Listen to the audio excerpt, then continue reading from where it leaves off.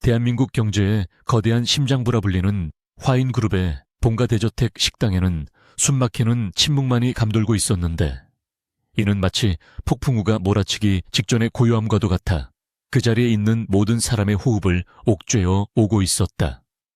크리스털 샹들리에가 쏟아내는 차가운 빛 아래 10여 미터에 달하는 긴 식탁에는 오직 은수저가 그릇에 부딪히는 날카로운 소리만이 간헐적으로 울려 퍼질 뿐, 그 누구도 섣불리 입을 열지 못했다. 그룹의 총수인 한 회장이 식사 도중 미간을 찌푸리는 순간 그곳에 모인 임원급 가족들은 일제히 숨을 죽여야만 했고, 그 중에서도 장남 한성운과 차남 한민재 사이에서 흐르는 기류는 날 선검과 같았다. 한민재는 자신의 앞에 놓인 스테이크를 기계적으로 썰며 맞은편에 앉은 이복형 한성운의 의기양양한 표정을 애써 무시하려 노력했지만 속에서 끓어오르는 분노를 억누르기란 쉽지 않았다. 오늘 있었던 임원회의에서 한성운은 교묘하게 조작된 데이터를 들이밀며 민재가 추진하던 신도시 개발 프로젝트의 타당성을 공격했고, 아버지인 한 회장은 실망스러운 눈빛으로 민재를 바라보았다. 민재는 억울함을 호소하려 했으나 결정적인 증거가 부족해 입술을 깨물며 물러서야만 했고, 그 패배감은 저녁 식사 자리까지 끈질기게 따라와 그의 목을 조르고 있었다. 그는 차가운 물을 한 모금 들이키며 마음을 진정시키려 애썼으나 식탁 아래 쥐고 있는 주먹은 하얗게 질려 있었고 혈관이 도드라질 정도로 힘이 들어가 있었다. 그때 민재의 옆자리에 앉아있던 아내 이서윤이 불안한 손길로 물잔을 집어들다가 실수로 잔을 놓치고 말았는데, 쨍그랑하는 파열음이 정적을 깨뜨리며 날카롭게 울려 퍼졌고 쏟아진 물은 하얀 식탁볼을 빠르게 적셔 나갔다. 모든 시선이 일제히 서윤에게 쏠렸고 한 회장의 미간 주름은 더욱 깊게 패였으며 한성우는 입가에 비릿한 조소를 띠며 혀를 찾는데, 이는 명백한 조롱의 의미를 담고 있었다. 서윤은 사색이 된 얼굴로 자리에서 벌떡 일어나 죄송하다는 말을 연발하며 어쩔 줄 몰라 했는데, 그녀의 손은 가늘게 떨리고 있었고 눈가에는 금방이라도 눈물이 맺힐 듯 그렁그렁했다. 민재는 낭패감에 눈을 질끈 감았다가 뜨며 한심하다는 눈빛으로 아내를 바라보았는데, 그에게 있어 서윤은 치열한 권력 다툼 속에서 힘이 되어주기는커녕 늘 이렇게 사소한 실수로 자신의 체면을 구기는 존재일 뿐이었다. 집안의 사용인들이 황급히 달려와 젖은 식탁볼을 수습하는 동안 서윤은 고개를 푹 숙인 채 마치 죄인처럼 서 있었고, 민재는 그런 그녀의 모습이 견딜 수 없이 초라해 보여 고개를 돌려버렸다. 식사가 끝난 후 돌아오는 차 안에서도 무거운 침묵은 계속되었는데, 민재는 창밖으로 스쳐 지나가는 서울의 야경을 바라보며 깊은 한숨을 내쉬었고, 서윤은 옆자리에 앉아 손수건을 만지작거리며 그의 눈치를 살피고 있었다. 민재는 오늘 회의에서의 치욕과 저녁 식사 자리에서의 망신이 겹쳐 머리가 지끈거리는 것을 느꼈고, 이 모든 상황이 자신을 벼랑 끝으로 내몰고 있다는 생각에 가슴이 답답해져만 갔다. 서윤과의 결혼은 철저한 정략 결혼이었으나 그녀의 집안은 화인그룹에 비하면 보잘것없는 중견기업에 불과했고, 그마저도 최근 경영난에 시달리고 있어 민재에게 실질적인 도움을 줄 수 있는 처지가 아니었다. 민재는 가끔 왜 아버지가 자신을 이런 여자와 결혼시켰는지 의문을 품곤 했지만, 그것 또한 자신을 시험하려는 아버지의 의도일 것이라 짐작하며 묵묵히 견뎌왔을 뿐이었다. 집에 도착하자마자 민재는 거칠게 넥타이를 풀어 헤치며 침실로 들어섰고, 뒤따라 들어온 서윤은 그의 눈치를 보며 조심스럽게 재킷을 받아 들려 했으나 민재는 그녀의 손을 차갑게 뿌리쳤다. 서윤이 비틀거으며 뒤로 물러서자 민재는 날카로운 목소리로 도대체 언제까지 그런 멍청한 실수로 사람을 비참하게 만들 것이냐고 쏘아붙였는데, 그의 목소리에는 깊은 경멸과 피로가 섞여 있었다. 서윤은 겁에 질린 듯 어깨를 움츠리며 연신 미안하다는 말만 되풀이할 뿐 그 어떤 변명도 하지 못했는데, 그런 그녀의 수동적인 태도가 민재를 더욱 화나게 만들었다. 그는 서윤에게 당신이 할 수 있는 일이라고는 그저 숨만 쉬고 조용히 있는 것뿐이라며 제발 내 앞길에 방해만 되지 말아달라고 독서를 퍼부은 뒤 쾅 소리가 나도록 욕실 문을 닫고 들어가 버렸다. 욕실 거울 속에 비친 자신의 얼굴을 바라보며 민재는 차가운 물을 틀어 얼굴을 씻어냈지만 가슴속에서 타오르는 화는 좀처럼 가라앉지 않았다. 그는 한성훈이 파놓은 함정에 빠져 허우적거리는 자신의 무력함에 치를 떨었고 그 원인을 애꿎은 아내에게 돌리고 있다는 사실을 알면서도 멈출 수가 없었다. 한성훈은 모략과 술수에 능한 인물로 이번 프로젝트 건 외에도 이미 수차례 민재를 위기로 몰아넣은 전적이 있었으며 최근에는 그룹 내 핵심 임원들을 포섭하여 세력을 확장하고 있었다. 민재는 수건으로 거칠게 물기를 닦아내며 거울을 노려보았고 반드시 이 위기를 극복하고 한성훈의 코를 납작하게 만들어주겠다고 다짐했지만 구체적인 해결책이 떠오르지 않아 막막함만 커져갔다. 그는 욕실을 나와 서윤이 이미 잠든 척 돌아 누워있는 침대를 외면한 채 서재로 향하는 발걸음을 옮겼다. 서재에 들어선 민재는 책상 위에 산더미처럼 쌓인 서류들을 바라보며 깊은 한숨을 내쉬었고 의자에 털썩 주저앉아 넥타이를 완전히 풀어 책상 한 구석으로 던져버렸다. 신도시 개발 프로젝트는 화인그룹의 미래 먹거리 사업 중 가장 중요한 부분을 차지하고 있었기에 이번 실패는 단순히 하나의 프로젝트 무산이 아니라 후계 구도에서 완전히 밀려날 수도 있는 치명타였다. 그는 책상 스탠드 불빛 하나에 의지하여 관련 서류들을 다시 한번 꼼꼼히 검토하기 시작했는데 어딘가에 분명히 한성훈이 조작한 흔적이 남아있을 것이라 확신했기 때문이었다. 시간은 새벽을 향해 빠르게 흘러가고 있었지만 민재의 눈은 충혈되어 갔고 머릿속은 복잡한 숫자와 도표들로 뒤엉켜 점점 더 혼란스러워질 뿐 명확한 답은 보이지 않았다. 한편 침실에 홀로 남겨진 서윤은 민재가 나간 것을 확인하고도 한참 동안 미동도 없이 누워 있었는데 그녀의 등은 규칙적으로 오르내리고 있었지만 잠든 것은 아니었다. 이윽고 그녀가 천천히 몸을 일으켜 침대 헤드에 기대어 앉았을 때 어둠 속에 잠겨있던 그녀의 얼굴에서는 방금 전까지 보여주었던 겁에 질린 표정이나 어수룩한 눈빛은 온데간데 없이 사라져 있었다. 달빛이 창문을 통해 스며들어 그녀의 얼굴을 비추자 서윤의 눈동자는 차갑고도 지적인 빛을 띠며 반짝였고 입가에는 알 수 없는 묘한 미소가 걸려 있었다. 그녀는 협탁설 앞 깊숙한 곳에서 구형으로 보이는 투박한 휴대전화 하나를 꺼내 들었는데 그것은 민재조차 존재를 모르는 그녀만의 비밀 연락 수단이었다. 서윤은 익숙한 손놀림으로 전원을 켜고 암호화된 메시지 앱을 실행시켜 누군가가 보내온 정보들을 빠르게 훑어내려가기 시작했다. 사실 서윤은 세간에 알려진 것처럼 몰락해가는 중소기업의 철없는 딸이 아니었으며 그녀는 어릴 적부터 천재적인 두뇌와 비상한 기억력을 가지고 있었으나 가부장적인 아버지와 계모의 견제 속에서 살아남기 위해 철저하게 자신을 숨겨왔다.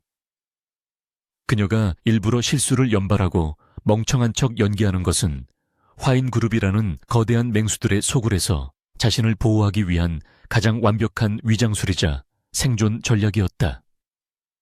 그녀는 화면 속에서 한성훈의 자금 흐름과 관련된 복잡한 표들을 눈으로 쫓으며 머릿속으로 빠르게 분석해 나갔는데 그녀의 두뇌 회전 속도는 웬만한 금융 전문가들을 훨씬 뛰어넘는 수준이었다. 서윤은 한성훈이 유령 회사를 통해 비자금을 조성하고 그 돈으로 이사들을 매수했다는 정황을 이미 파악하고 있었지만 지금은 때가 아니기에 조용히 지켜보고 있을 뿐이었다. 그녀는 짧은 한숨을 내쉬며 휴대전화 화면을 껐고 다시 서랍 깊숙이 숨겨놓은 뒤 침대에서 내려와 창가로 다가가 섰다. 민재가 있는 서재 쪽 창문에서 희미한 불빛이 새어나오는 것을 바라보며 그녀는 복잡한 감정을 느꼈는데 남편인 민재는 능력은 있으나 지나치게 원리 원칙을 고수하는 탓에 한성훈의 변칙적인 공격에 속수무책으로 당하고 있었다. 서유는 민재가 자신을 무시하고 경멸한다는 것을 잘 알고 있었지만 그가 가진 올곧은 성품과 책임감만큼은 인정하고 있었기에 그가 무너지는 것을 원하지는 않았다. 하지만 자신이 나서서 그를 돕기에는 아직 위험 부담이 너무 컸고 무엇보다 민재가 자신의 정체를 알게 되었을 때 느낄 배신감과 혼란을 감당할 자신이 없었다. 그녀는 유리창에 비친 자신의 모습을 바라보며 다시 한번 멍청하고 순종적인 아내의 가면을 고쳤었다. 민재는 서재에서 머리를 감싸쥐고 고통스러워하고 있었는데 서류상의 수치들이 맞지 않는다는 것을 발견했지만 그것이 단순한 오류인지 아니면 의도적인 조작인지 입증할 방법이 묘연했다. 그는 책상을 주먹으로 내리치며 자리에서 일어나 창문을 열고 차가운 밤 공기를 들이마셨지만 답답한 가슴은 뚫리지 않았다. 그때 문득 저녁 식사 자리에서 서윤이 물을 쏟았던 장면이 떠올랐는데 그 순간 한성훈이 지었던 비열한 웃음과 아버지의 실망한 눈빛이 오버랩되면서 치욕감이 다시금 솟구쳐 올랐다. 그는 자신이 왜 이런 상황까지 몰리게 되었는지 자책하며 담배를 한 대 꺼내 물려다가 건강을 염려하던 어머니의 유언이 생각나 다시 담배갑을 구겨버렸다. 그는 지금의 위기가 단순히 프로젝트의 실패가 아니라 자신의 존재 가치에 대한 부정으로 이어질 수 있다는 두려움에 휩싸여 있었다. 다음날 아침 식사 자리에서도 무거운 분위기는 여전했는데 서윤은 전날의 실수를 만회하려는 듯 더욱 조신하게 행동하며 민재의 물잔에 물을 채워주었지만 민재는 눈길조차 주지 않았다. 출근 준비를 마친 민재가 현관을 나서려 할 때 서윤이 조심스럽게 다가와 그의 옷매무새를 다듬어 주려 했지만 민재는 귀찮다는 듯 몸을 피하며 오늘은 늦을 테니 먼저 자라고 퉁명스럽게 내뱉었다. 서윤은 굳어버린 손을 어색하게 거두며 고개를 숙였고 민재가 채 올라타 멀어질 때까지 현관 앞에 서서 그 모습을 지켜보았다. 차가 사라지자 서윤의 굽어있던 등이 곧게 펴졌고 그녀의 눈빛은 다시 차갑게 변하며 집 안으로 들어갔는데 그녀의 걸음걸이에는 조금의 망설임도 없었다. 집사나 가정부들은 그녀의 이런 변화를 전혀 눈치채지 못한 채 그저 주눅든 사모님이 안쓰럽다고 수군거릴 뿐이었다. 민재는 회사에 도착하자마자 비서실장을 호출하여 간밤에 자신이 찾아낸 의심스러운 자금 흐름에 대해 조사를 지시했지만 비서실장의 표정은 어두웠다. 이미 한성훈 라인의 임원들이 재무팀을 장악하고 있어 자료 접근 자체가 쉽지 않다는 보고를 들은 민재는 분노를 참지 못하고 결제 서류를 바닥으로 집어 던졌다. 그는 자신의 손발이 모두 묶인 채 링 위에 올라가 있는 기분이었고 이대로 가다가는 이번 주 내로 예정된 이사회에서 해임안이 상정될 수도 있다는 위기감을 느꼈다. 민재는 자신의 집무실 소파에 깊숙이 몸을 파묻고 눈을 감은 채 어떻게든 돌파구를 찾아내야 한다고 끊임없이 되뇌었지만 머릿속은 하얗게 비어버린 듯 아무런 생각도 나지 않았다. 점심시간이 지나고 오후가 되자 상황은 더욱 악화되었는데 언론에는 화인그룹의 신도시 개발 사업에 비리가 있다는 익명의 제보가 기사화되기 시작했고 주가는 곤두박질 쳤다.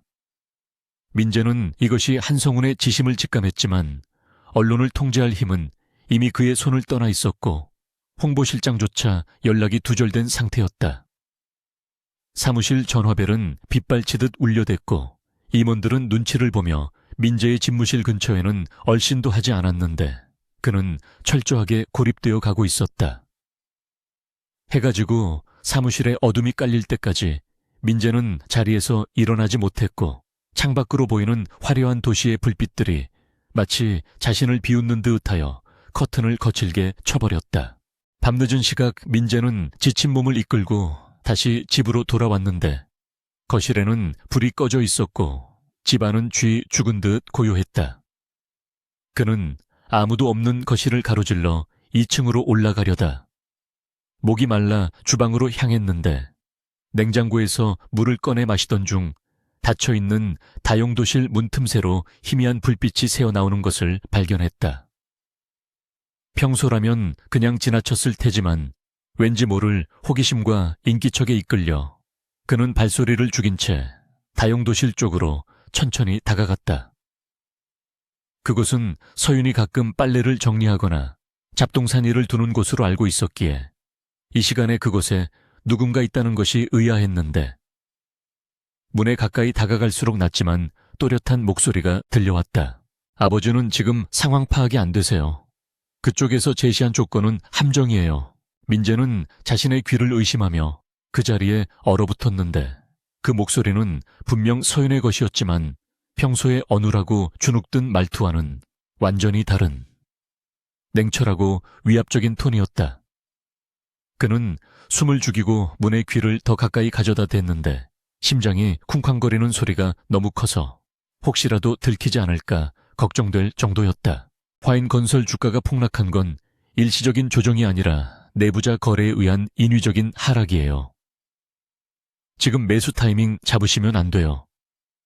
내일 오전 9시 장 시작하자마자 3% 반등할 때 전량 매도하시고 자금은 달러로 환전해서 홍콩 계좌로 돌리세요. 서윤은 마치 노련한 펀드 매니저나 전략가처럼 거침없이 지시를 내리고 있었고 전문 용어들을 섞어가며 시장의 흐름을 분석하는 그녀의 말에는 한치의 망설임도 없었다.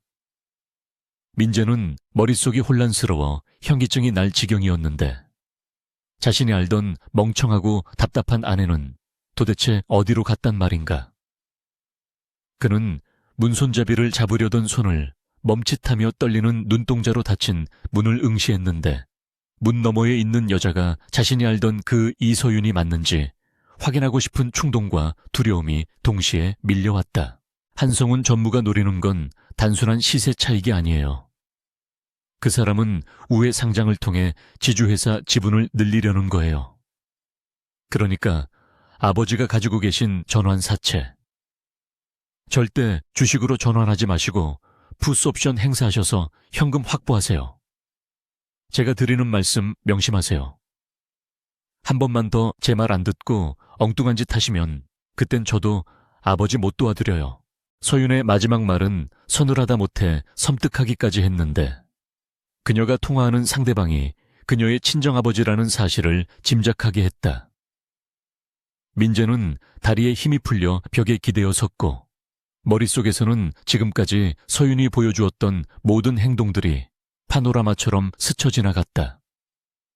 물을 쏟던 실수, 겁에 질린 눈빛, 어눌한 말투. 그 모든 것이 철저하게 계산된 연기였다는 사실을 깨닫자 등골이 오싹해졌다. 그는 자신이 호랑이 새끼를, 아니 그보다 더 무서운 존재를 곁에 두고 있었다는 사실에 전율했다. 다용도실 안에서 통화를 마친 듯한 기척이 들리자 민재는 황급히 몸을 숨겨야 한다는 생각에 주방을 빠져나와 2층 계단, 뒤편 어둠 속으로 몸을 피했다. 잠시 후 다용도실 문이 열리고 서윤이 나왔는데 그녀는 한 손에 낡은 휴대전화를 든 채 차가운 표정으로 주위를 살폈고 아무도 없음을 확인하고 나서야 다시 평소의 유약한 표정으로 돌아왔다. 그녀가 2층으로 올라가 침실로 사라지는 뒷모습을 지켜보며 민재는 어둠 속에서 주먹을 꽉 쥐었다. 오늘 밤 그는 자신이 알던 세상이 송두리째 뒤집히는 경험을 했고 이제 더 이상 예전의 한민재로 돌아갈 수 없음을 직감했다. 다음 날 아침 침실의 커튼 사이로 스며드는 햇살이 한민재의 눈꺼풀을 간지럽혔지만 그는 이미 한참 전부터 깨어있는 상태였다. 그는 옆자리에서 고른 숨소리를 내며 잠들어 있는 이서윤의 얼굴을 복잡한 심경으로 응시하고 있었는데 그녀의 자는 모습은 영락없이 세상 물정 모르는 순진한 여자의 그것이었다. 지난밤 다용도실 문 너머로 들었던 그 냉철하고 지적인 목소리가 과연 이 여자의 입에서 나온 것이 맞는지 의심스러울 정도로 지금의 모습은 무방비하고 평온해 보였다. 민재는 손을 뻗어 그녀의 어깨를 흔들어 깨우고 정체를 밝히라고 소리치고 싶은 충동을 억누르며 주먹을 꽉 쥐었는데 지금 섣불리 행동했다가는 그녀가 다시 두꺼운 가면 뒤로 숨어버릴 것이 분명했기 때문이었다. 그는 일단 침묵을 지키며 그녀를 관찰하기로 마음먹고 조심스럽게 침대에서 일어나 욕실로 향했다. 아침 식사 자리에서 서윤은 여느 때와 다름없이 조금은 헐렁해 보이는 홈웨어를 입고 민재의 맞은편에 앉아 숟가락을 들고 있었다. 그녀는 국을 떠먹다가 뜨거웠는지 인상을 찌푸리며 혀를 내미는 행동을 했는데 민재는 그 모습을 보며 소름이 돋는 것을 느꼈다.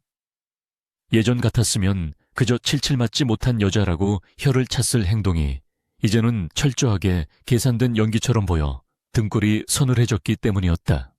민재는 짐짓 아무렇지 않은 척 신문을 펼쳐들며 그녀의 반응을 살피기 위해 넌지시 요즘 환율 변동이 심해서 회사 자금 운영에 골치가 아프다는 말을 혼잣말처럼 던져보았다.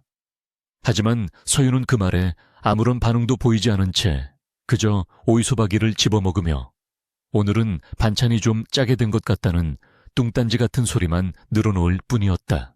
출근하는 차 안에서 민재는 비서실장으로부터 긴급 보고를 받았는데 상황은 어젯밤 서윤이 통화에서 예측했던 것보다 훨씬 심각하게 돌아가고 있었다.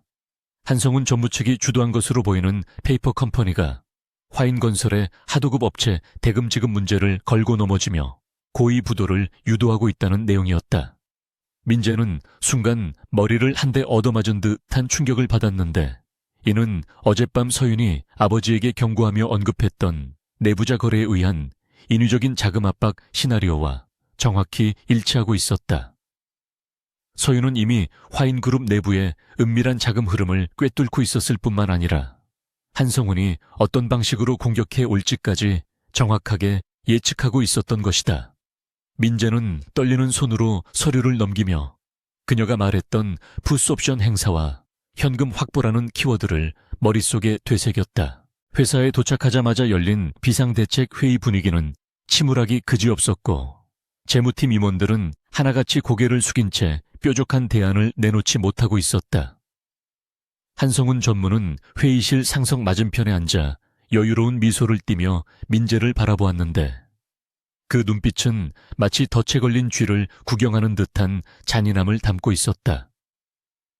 성훈은 민재에게 이번 사태에 대한 책임을 지고 계열사 분리를 통해 부실 자산을 떠안으라고 압박했고 이사들도 동조하는 분위기였다. 민재는 끓어오르는 분노를 억누르며 성훈을 노려보았지만 논리적으로 반박할 근거가 부족해 수세에 몰려 있었고 이대로라면 꼼짝없이 당할 수밖에 없는 상황이었다. 그때 민재의 머릿속에 어젯밤 서윤이 통화에서 언급했던 달러 환전과 홍콩 계좌라는 단어가 섬광처럼 스쳐 지나갔다. 민재는 잠시 회의 중단을 요청하고 자신의 집무실로 돌아와 문을 걸어 잠그고는 극소수의 신뢰할 수 있는 자금 담당 직원들을 따로 호출했다. 그는 직원들에게 현재 화인건설이 보유한 유휴 자금 전액을 즉시 달러로 환전하여 해외 법인 계좌로 우회 송금하라는 지시를 내렸는데 이는 통상적인 절차를 무시한 파격적인 조치였다. 직원들은 당황하며 그랬다가는 당장 국내 계좌의 유동성이 말라버려 부도 위기가 가속화될 수 있다고 만류했지만 민재의 눈빛은 확고했다. 그는 서윤의 통화 내용을 바탕으로 한성훈이 노리는 것이 단순한 부도가 아니라 부도 위기를 조장하여 주가를 폭락시킨 뒤 적의 지분을 매집하려는 작전임을 간파해 냈던 것이다. 국내 계좌를 비워버리면 성훈이 압류할 자산 자체가 사라지게 되고 해외로 돌린 자금은 성훈의 손이 닿지 않는 곳에서 반격의 실탄이 될 수 있었다.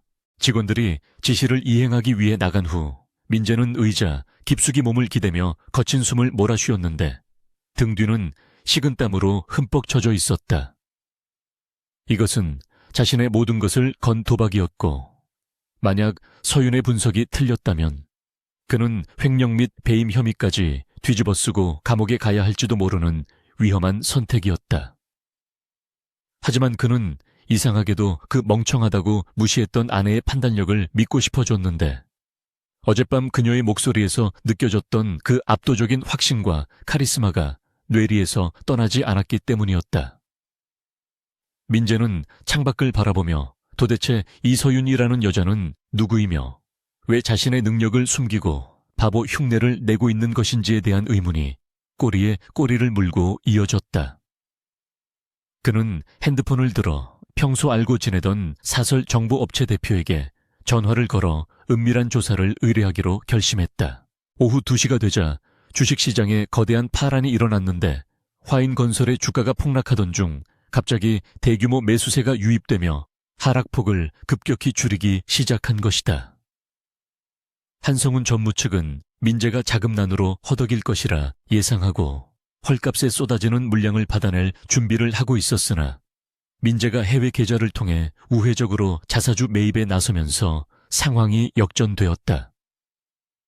시장에는 화인그룹이 해외 투자 유치에 성공했다는 찌라시가 돌기 시작했고 성훈이 공매도 세력을 동원해 눌러놓았던 주가가 용수철처럼 튀어오르자 성훈 측 세력은 당황하여 우왕좌왕하였다. 회의실에 다시 모인 임원들의 표정은 오전과는 정반대로 바뀌어 있었고 성훈은 분을 참지 못해 얼굴이 불그락푸르락해져 있었지만 민재는 차분한 표정으로 그를 응시했다. 회의가 끝난 후 민재는 복도에서 마주친 성훈에게 다가가 나지막한 목소리로 이번 공격은 꽤 날카로웠지만 마무리가 어설펐다고 비꼬았다. 성훈은 민재의 멱살을 잡을 듯이 노려보며 네가 감히 나를 가르치려 드냐고 으르렁거렸지만 민재는 눈 하나 깜짝하지 않고 그의 어깨를 툭 치고 지나갔다. 성훈의 작전을 무력화시킨 것은 민재의 결단력이었지만 그 결정적인 힌트를 제공한 것은 다름 아닌 집 안에 있는 서윤이었다. 민재는 승리의 기쁨보다 등골이 서늘해지는 전율을 느꼈는데 만약 그가 어젯밤 그 통화를 엿듣지 못했다면 지금쯤 자신은 패배자라는 낙인이 찍힌 채 회사에서 쫓겨날 준비를 하고 있었을 것이라는 생각에 몸서리가 쳐졌다. 그는 이제 아내를 단순한 동거인이 아니라 반드시 파헤쳐야 할 미지의 존재로 인식하기 시작했다. 저녁이 되어 퇴근한 민재는 현관에 들어서자마자 거실 소파에 앉아 텔레비전 예능 프로그램을 보며 킬킬거리고 있는 서윤을 발견했다. 그녀는 민재가 들어오는 것을 보고 화들짝 놀라며 리모컨을 떨어뜨리고는 허둥지둥 일어나 다녀오셨냐고 인사했는데 그 모습이 너무나도 자연스러워 민재는 잠시 혼란스러움을 느꼈다. 낮에 회사를 구한 그 예리한 전략가의 모습과 지금 눈앞에 있는 맹한 주부의 모습 사이에 괴리감이 너무 커서 현기증이 날 지경이었다. 민재는 넥타이를 풀며 그녀에게 다가가 오늘은 집에서 별일 없었냐고 물었고 서윤은 눈을 동그랗게 뜨며 화분에 물을 너무 많이 줘서 난초가 죽은 것 같다는 사소한 이야기를 늘어놓았다. 민재는 그녀의 눈을 뚫어지게 바라보며 그 눈동자 깊은 곳에 숨겨진 진실을 찾아내려 애썼다. 저녁 식사 내내 민재는 서윤을 관찰했는데 그녀가 젓가락질을 하는 손끝의 움직임이나 물을 마시는 각도 그리고 가끔씩 허공을 응시할 때의 눈빛 변화 하나하나를 놓치지 않으려 했다. 서윤은 민재의 시선이 부담스러웠는지 자꾸만 고개를 숙이고 밥알을 새는 척했는데 민재는 그런 그녀의 행동이 방어 기제임을 이제는 알 수 있었다. 그는 불쑥 그녀에게 요즘 아버님 회사는 좀 어떠시냐고 물었고 순간 서윤의 숟가락이 미세하게 떨리는 것을 포착했다. 서윤은 곧바로 태연한 척하며 아빠 회사는 뭐 늘 어렵다며 자신이 뭘 알겠냐고 얼버무렸지만 민재는 그녀의 귓불이 살짝 붉어지는 것을 놓치지 않았다. 그녀도 긴장하고 있다는 증거였고 민재는 자신이 정답에 근접해 가고 있다는 확신을 가졌다. 식사를 마치고 서재로 들어온 민재는 정부 업체로부터 도착한 1차적인 조사 보고서를 열어보았는데 그 내용은 실망스러울 정도로 평범했다. 이서윤의 학력은 서울의 한 삼류대학 중퇴로 나와 있었고 성적 또한 하위권을 맴돌았으며 특별한 수상 경력이나 대외 활동 기록은 전무했다. 하지만 민재는 이 완벽하게 평범한 기록이야말로 조작된 것이라는 강한 의심을 품었는데 어젯밤 들었던 그 전문적인 식견은 정규 교육 과정이나 독학으로 얻을 수 있는 수준이 아니었기 때문이었다. 그는 정부 업체 대표에게 다시 전화를 걸어 이서윤의 대학 시절 동기들을 직접 만나보고 그녀가 중퇴한 진짜 이유와 그 공백 기간 3년 동안의 행적을 낱낱이 파헤치라고 지시했다. 특히 그녀가 유학을 다녀왔거나 차명으로 금융권에서 일했을 가능성도 열어두라고 덧붙였다. 밤이 깊어 침실에 들어갔을 때 서윤은 이미 잠든 척하고 있었는데 민재는 그녀 옆에 누워 천장을 바라보며 생각에 잠겼다. 왜 그녀는 자신의 재능을 숨기고 이런 굴욕적인 삶을 자처하고 있는 것일까 하는 의문이 머릿속을 맴돌았다. 화인그룹이라는 거대한 권력의 소용돌이 속에서 살아남기 위해 발톱을 감춘 맹수처럼 그녀는 때를 기다리고 있는 것일지도 모른다는 생각이 들자 민재는 묘한 동질감을 느꼈다. 자신 역시 아버지와 형 사이에서 살아남기 위해 끊임없이 눈치를 보며 살아왔기 때문에 그녀의 생존 방식이 한편으로는 이해가 되기도 했다. 하지만 그녀가 아군인지 적군인지 아직 확실하지 않았기에 민재는 긴장의 끈을 놓을 수 없었고 옆에서 들려오는 그녀의 숨소리가 마치 시한폭탄의 초침소리처럼 들려왔다. 그때 서윤이 잠결인 척 몸을 뒤척이며 민재의 팔에 손을 올렸는데 따뜻한 천이 전해지자 민재는 움찔하며 몸을 굳혔다. 평소라면 귀찮아서 뿌리쳤을 손길이었지만 오늘따라 그 손이 다르게 느껴졌고 그는 조심스럽게 그녀의 손을 잡아보았다. 가늘고 여린 손가락이었지만 그 안에는 수천억 원의 자금을 움직일 수 있는 힘이 숨겨져 있다는 사실이 믿기지 않았다. 민재는 그녀의 손을 잡은 채로 잠이 들었는데 꿈속에서 그는 안개 낀 미로를 헤매고 있었고 그 미로의 끝에는 서윤이 차가운 미소를 지으며 서 있었다. 그녀는 손짓으로 그를 부르고 있었지만 그곳이 출구인지 아니면 더 깊은 수렁인지는 알 수 없었다. 다음 날 출근길에 민재는 차창 밖으로 스쳐가는 풍경을 보며 어제와는 다른 결의를 다지고 있었는데 이제 수동적인 방어만으로는 살아남을 수 없다는 것을 뼈저리게 깨달았기 때문이었다. 그는 한성훈이 다시 공격해 오기 전에 먼저 선수를 쳐야 했고 그러기 위해서는 서윤의 도움이 절실히 필요할지도 모른다는 위험한 생각을 하게 되었다.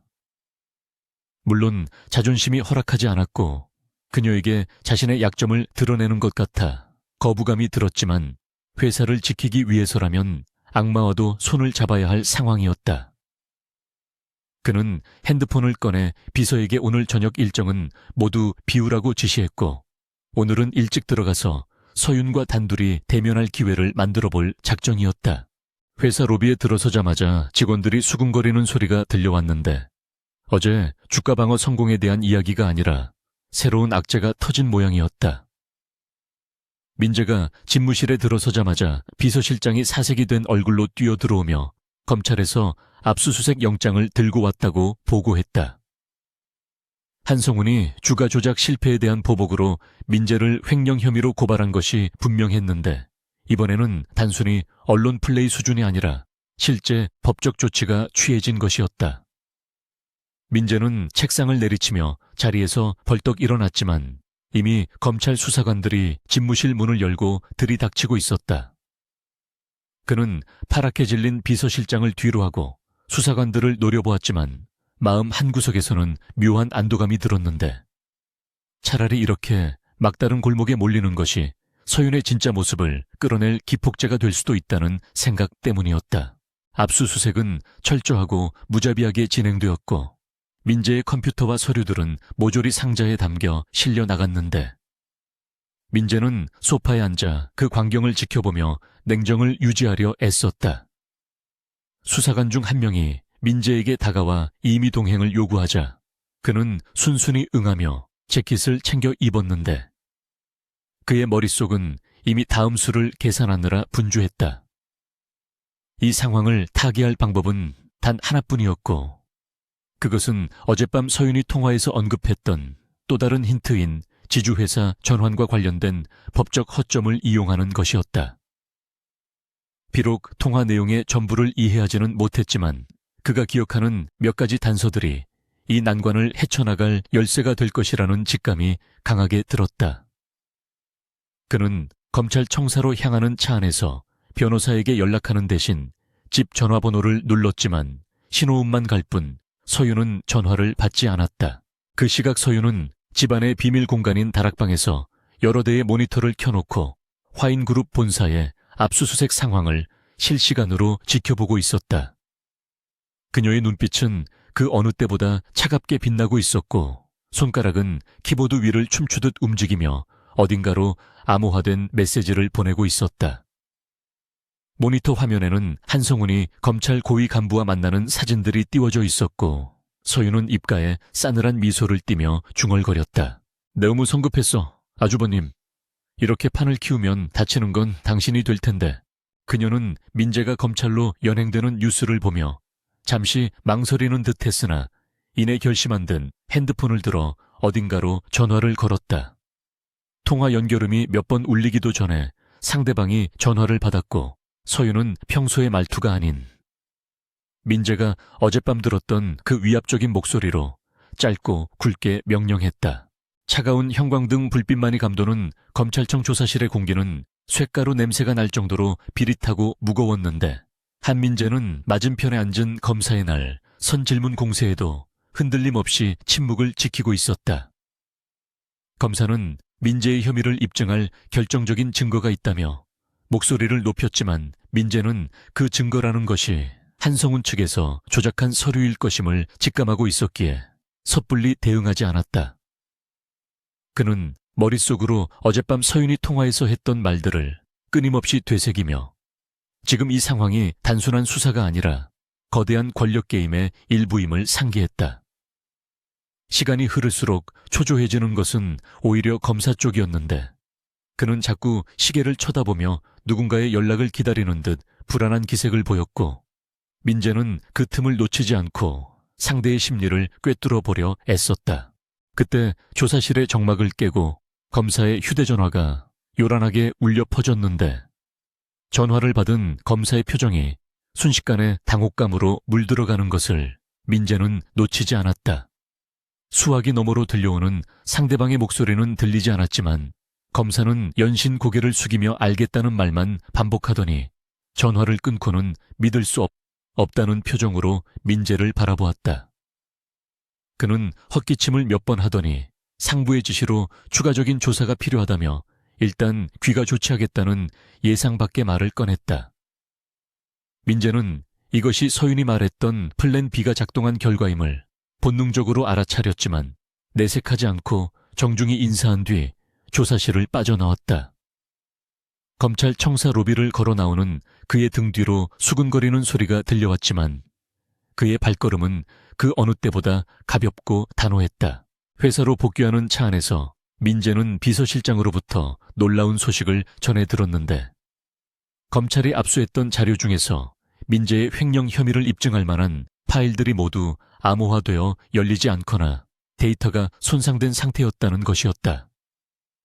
누군가가 압수수색 직전에 원격으로 서버에 접속하여 데이터를 조작하거나 파기한 것이 분명했는데 화인그룹의 보안 시스템을 뚫을 수 있는 해커는 국내에 몇 되지 않았다. 민재는 창밖을 바라보며 이 모든 것이 집 안에 있는 그 순진한 얼굴의 아내가 벌인 일일 것이라는 확신을 가지게 되었다. 그녀는 단순히 조언을 하는 수준을 넘어 직접적으로 상황을 통제하고 판을 뒤흔들 수 있는 실력을 갖추고 있었으며 이는 민재에게 두려움과 동시에 묘한 전율을 안겨주었다. 다음 날 열린 긴급 이사회는 민재의 해임안을 놓고 격렬한 논쟁이 벌어지는 전장이었는데 한성훈 전무는 민재가 검찰 조사를 받았다는 사실만으로도 경영자로서의 자격이 없다며 몰아세웠다. 이사들은 웅성거리며 성훈의 주장에 동조하는 분위기였고 민재는 벼랑 끝에 몰린 듯 보였으나 그의 표정은 지나칠 정도로 차분했다. 성훈이 회심의 미소를 지으며 해임안 가결을 선포하려는 순간 민재가 자리에서 일어나 발언권을 요청했다. 그는 품 안에서 서류 봉투 하나를 꺼내 테이블 위에 올려놓으며 어젯밤 서윤의 통화 내용을 바탕으로 재구성한 방역의 논리를 펼치기 시작했는데 그의 목소리는 낮지만 힘이 실려 있어 장내를 압도했다. 민재는 한성훈이 주장하는 부실 경영의 실체가 사실은 해외 투기 자본과 결탁한 일부 세력의 인위적인 자금 경색 유도 작전임을 조목조목 지적했다. 그는 서윤이 언급했던 풋옵션과 전환 사채의 흐름을 정확하게 짚어내며 이것이 회사를 위한 것이 아니라 특정인의 지분 확보를 위한 배임 행위가 될 수 있음을 경고했다. 전문적인 금융 지식과 내부 정보를 절묘하게 배합한 그의 논리에 재무담당 이사들조차 입을 다물지 못했고 성훈의 얼굴은 흑빛으로 변해갔다. 민재는 여기서 멈추지 않고 지금 당장 외부 감사를 통해 자금 흐름을 투명하게 공개하자고 제안하며 승부수를 던졌는데 이는 성훈이 가장 두려워하는 카드였다. 이사회장은 순식간에 술렁거렸고 성훈 측에 섰던 이사들마저 동요하며 눈치를 보기 시작했는데 민재가 제시한 논리가 너무나 완벽하여 반박할 여지가 없었기 때문이었다. 결국 한 회장이 중재에 나서며 해임안은 보류되었고 사태의 진상을 파악하기 위한 특별감사팀이 꾸려지기로 결정되면서 회의는 민재의 판정승으로 끝났다. 회의실을 빠져나가는 성훈은 분노에 찬 눈빛으로 민재를 노려보았지만 민재는 그 시선을 피하지 않고 똑바로 마주보았다. 그는 자신이 이긴 것이 아니라 서윤이라는 보이지 않는 킹메이커가 만들어준 승리임을 알고 있었기에 자만하지 않았고 오히려 더 깊은 의문과 호기심이 가슴속에서 피어올랐다. 집무실로 돌아온 민재는 곧바로 사설 정보 업체 대표를 호출하여 서윤에 대한 심층 조사 결과를 보고받았는데 그 내용은 충격적이었다. 조사원은 서윤이 졸업했다는 지방대학의 학적부는 존재하지만 실제로 그녀를 기억하는 동기나 교수가 단 한 명도 없다는 사실을 밝혀냈다. 더욱 놀라운 것은 그녀가 대학을 다녔다고 주장하는 그 기간에 홍콩과 뉴욕의 금융계에서 제이드라는 가명을 쓰는 천재적인 한국인 여성 트레이더에 대한 소문이 돌았다는 점이었다. 그녀는 수천억 원 규모의 헤지펀드를 운용하며 경이적인 수익률을 올렸으나 어느 날 갑자기 종적을 감췄다고 했다. 민재는 책상 위에 놓인 서윤의 촌스러운 증명사진과 전설적인 트레이더의 흐릿한 실루엣을 번갈아 보며 마른 침을 삼켰다. 그날 밤 민재는 평소보다 일찍 퇴근하여 집으로 향했는데 그의 손에는 서윤을 떠보기 위한 작은 미끼가 들려 있었다. 집에 들어서자 서윤은 거실 바닥에 앉아 낡은 옷을 기워 입고 있었는데 돋보기를 쓰고 바늘귀를 꿰느라 끙끙대는 모습은 영락없는 촌부였다. 민재는 짐짓 피곤한 척하며 소파에 앉아 서류 가방에서 영문으로 된 복잡한 파생상품 계약서를 꺼내 테이블 위에 올려두었다. 그는 물을 마시는 척하며 곁눈질로 서윤을 살폈는데 그녀가 무심코 그 서류를 쳐다보는 순간을 포착하기 위해서였다. 서윤은 바느질을 멈추고 잠시 서류 쪽으로 시선을 돌렸으나 이내 관심 없다는 듯 다시 옷가지로 눈을 돌렸다. 민재는 포기하지 않고 서류를 가리키며 이 계약 조항이 너무 복잡해서 머리가 아프다고 혼잣말을 중걸거렸는데 특히 치명적인 독소 조항이 숨겨져 있는 6페이지를 펼쳐 보였다. 그는 일부러 그 조항을 엉터리로 해석하며 큰 소리로 읽어 내려갔는데 만약 그녀가 전문가라면 절대로 그냥 넘길 수 없는 명백한 오류였다. 서윤의 바느질 손동작이 아주 잠시 미세하게 멈칫했고 그녀의 미간이 살짝 찌푸려지는 것을 민재는 놓치지 않았다. 그녀는 입술을 달싹이다가 무언가 말하려는 듯했으나 곧바로 입을 다물고는 저녁 준비를 해야겠다며 황급히 자리에서 일어났다. 그 찰나의 반응은 민재에게 그녀가 자신의 실수를 알고 있다는 확신을 심어주기에 충분했다. 주방으로 도망치듯 들어온 서윤은 싱크대를 붙잡고 가쁜 숨을 몰아쉬었는데 방금 전 민재가 보여준 계약서는 명백한 함정이었다. 그녀는 그 서류가 민재가 자신을 시험하기 위해 가져온 가짜 계약서라는 것을 단번에 알아차렸지만 본능적으로 튀어나오려는 지적을 억누르느라 온몸의 근육이 경직되는 것을 느꼈다. 민재가 점점 자신을 의심하고 포위망을 좁혀오고 있다는 사실에 그녀는 불안감을 느꼈지만 동시에 그가 예전처럼 무력하게 당하고만 있지 않다는 사실에 묘한 안도감도 들었다. 그녀는 냉장고에서 식재료를 꺼내며 다시금 마음을 다잡고 멍청한 아내의 연기를 완벽하게 수행하기로 다짐했다. 저녁 식사 자리에서 민재는 서윤에게 와인 한 잔을 권하며 부드러운 목소리로 당신 덕분에 오늘 회사 일이 잘 풀린 것 같다고 운을 떼었다. 서윤은 눈을 동그랗게 뜨며 자신이 한 게 뭐가 있냐고 손사래를 쳤지만 민재의 눈빛은 그 어느 때보다 진지하고 깊었다. 그는 서윤의 눈을 똑바로 응시하며 당신이 생각하는 것보다 당신은 훨씬 더 많은 것을 알고 있고 또 할 수 있는 사람인 것 같다고 의미심장한 말을 던졌다. 서윤은 심장이 덜컥 내려앉는 것 같았지만 애써 웃으며 농담도 잘하신다며 와인을 단숨에 들이켰다. 두 사람 사이에는 팽팽한 긴장감이 흘렀고 이는 마치 서로의 패를 숨긴 채 탐색전을 벌이는 고수들의 대결과도 같았다. 민재는 서재로 돌아와 창가에 서서 밤하늘을 올려다보며 이제 더 이상 그녀를 적으로 돌리거나 무시해서는 안 된다는 결론을 내렸다. 그녀는 아군으로 만들면 천군만마를 얻는 것과 같지만 적으로 돌리면 가장 무서운 상대가 될 것임이 분명했기 때문이었다. 그는 서윤이 왜 정체를 숨기는지 그 이유를 알아내는 것이 급선무였지만 당장은 그녀의 능력을 빌려 한성훈과의 전쟁을 끝내는 것이 우선이었다. 그는 책상 서랍에서 어머니의 유품인 반지를 꺼내 만지작거리며 언젠가 서윤이 스스로 가면을 벗고 자신에게 다가올 날을 기다리겠다고 마음먹었다. 이제 민재에게 서윤은 단순한 아내가 아니라 정복해야 할 가장 매력적이고 위험한 미스터리가 되었다.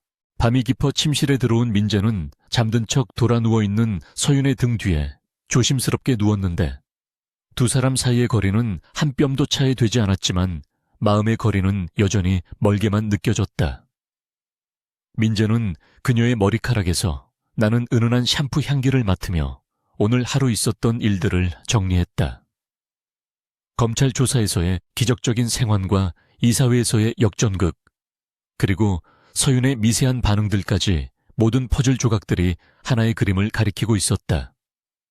그는 어둠 속에서 조용히 눈을 감으며 내일은 또 어떤 놀라운 일들이 기다리고 있을지 기대 반 걱정 반으로 잠을 청했다. 이서윤이라는 여자가 쳐놓은 거미줄에 이미 자신이 깊숙이 걸려들었음을 인정하면서 한성훈 전무의 방역은 예상보다 훨씬 빠르고 잔혹했는데 그는 지난 이사회에서의 패배를 설욕하기 위해 그룹의 존립 자체를 위협하는 극단적인 카드를 꺼내들었다.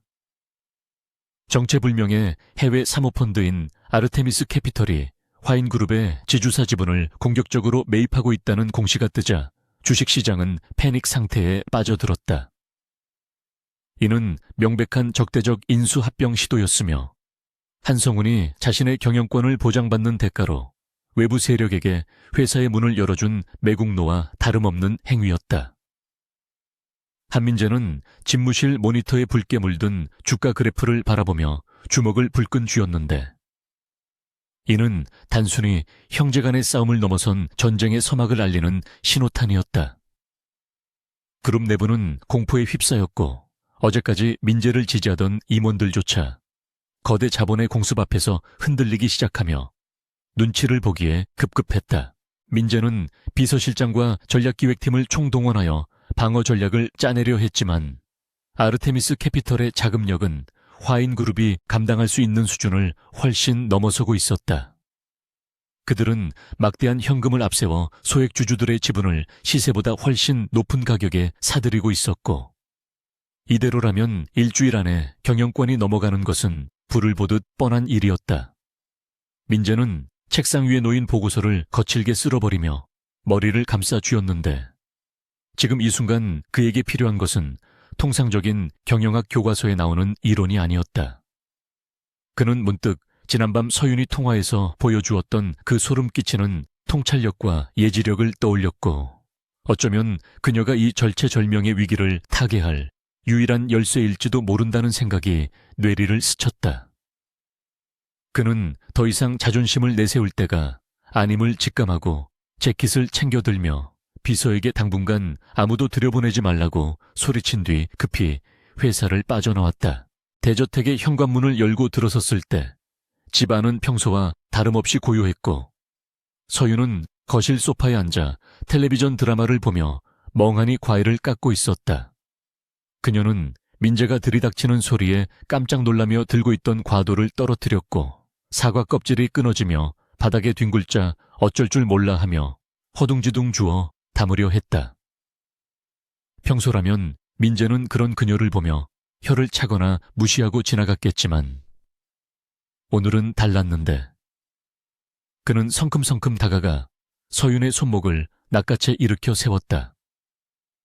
서윤은 겁에 질린 눈으로 민재를 올려다보며 여보, 왜 그러세요? 제가 또 뭘 잘못했나요? 라며 울먹였지만 민재의 눈빛은 흔들림 없이 그녀를 꿰뚫고 있었다.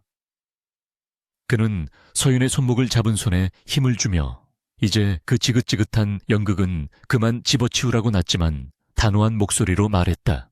민재의 일갈에도 서윤은 여전히 이해하지 못하겠다는 표정을 지으며 눈물을 글썽였지만 민재는 물러서지 않고 다용도실에서의 통화 내용을 전부 들었다고 털어놓았다.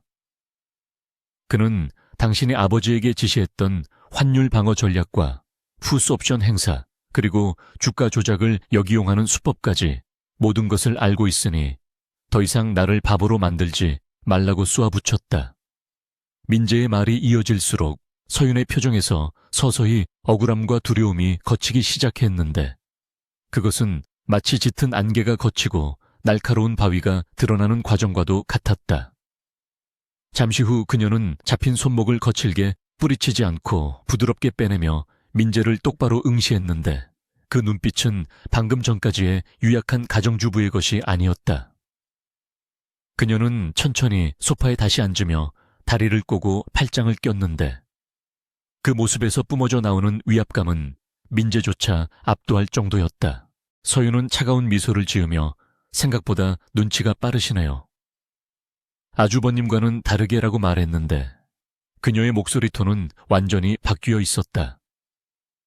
그녀는 테이블 위에 놓인 과도를 집어들고 능숙하게 사과를 돌려 깎으며 그래서 저한테 원하시는 게 뭐냐고 물었는데 그 태도는 너무나도 당당하고 오만하기까지 했다. 민재는 눈앞에서 벌어진 믿기 힘든 변화에 잠시 말문이 막혔지만 곧 정신을 차리고 지금 회사가 처한 상황을 설명하려 했다. 하지만 서윤은 그의 말을 가로막으며 아르테미스 캐피털이 들어왔죠. 한성훈 전무가 결국 제 무덤을 파는군요 라고 읊조렸다.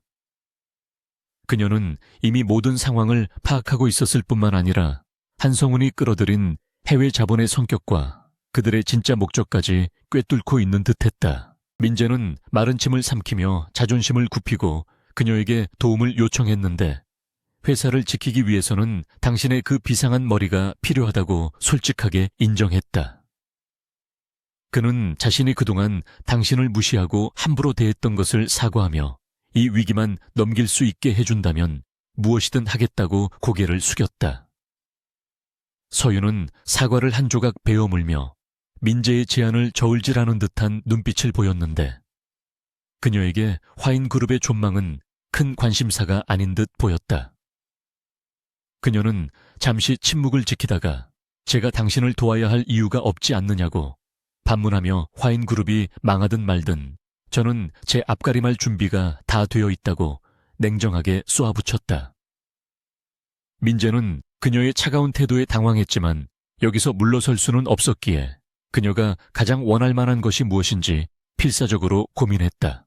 그때 민재의 뇌리에 스친 것은 그녀가 아버지의 안위를 걱정하며 통화하던 모습이었는데 그는 그것이 협상의 돌파구가 될 것이라 직감했다.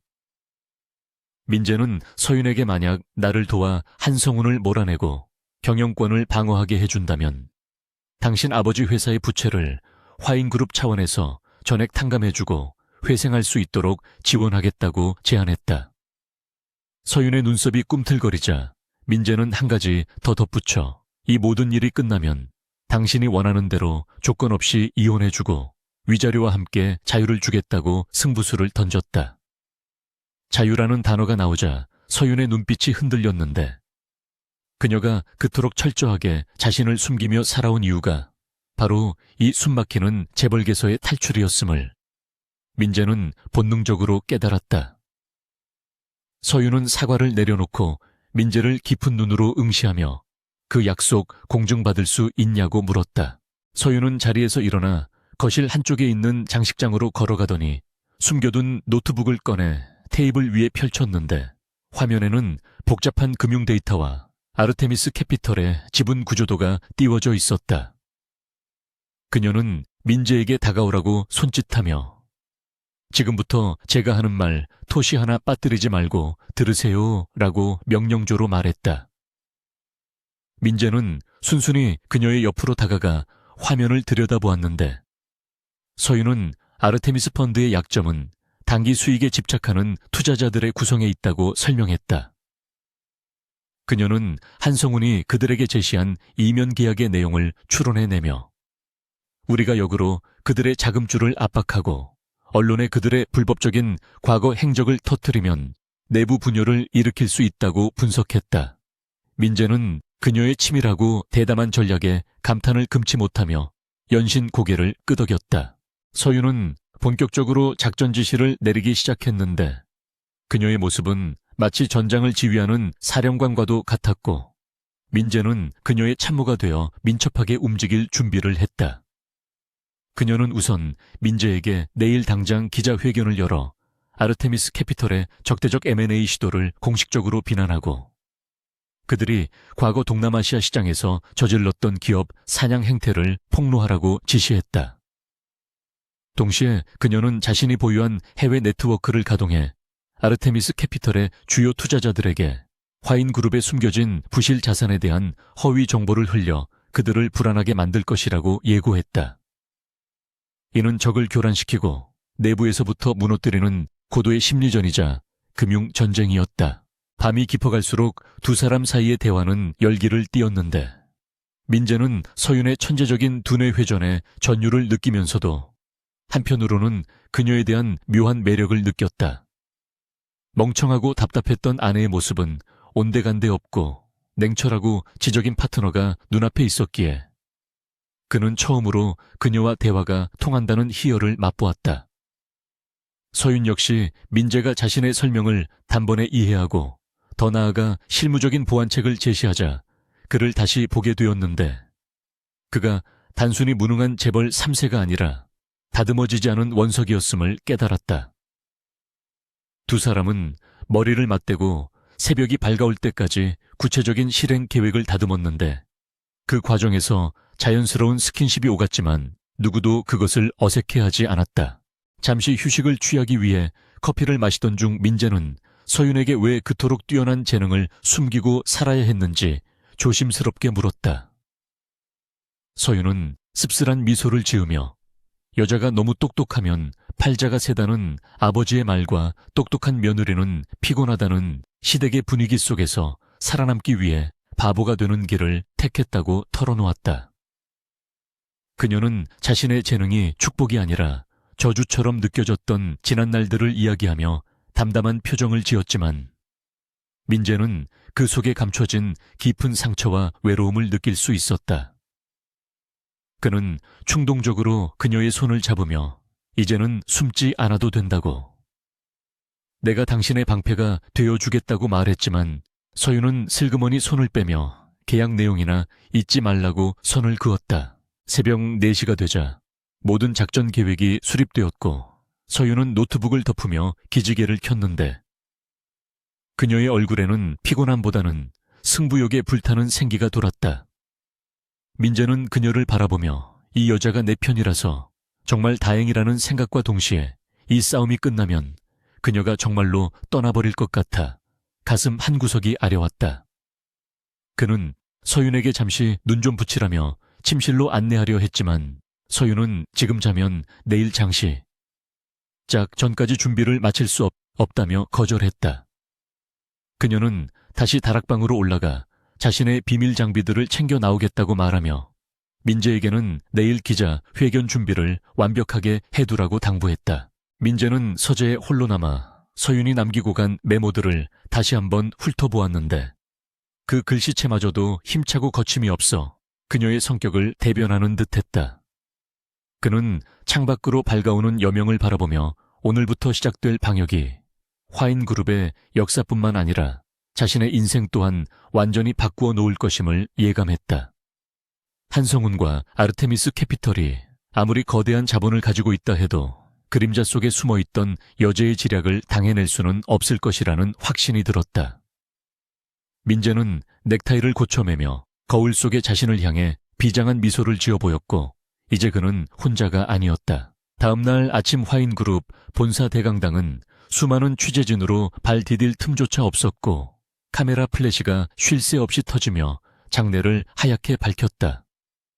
단상에 오른 한민재는 잘 재단된 짙은 남색 정장 차림으로 마이크 앞에 섰는데 그의 표정은 그 어느 때보다 결연하고 차분해 보였다.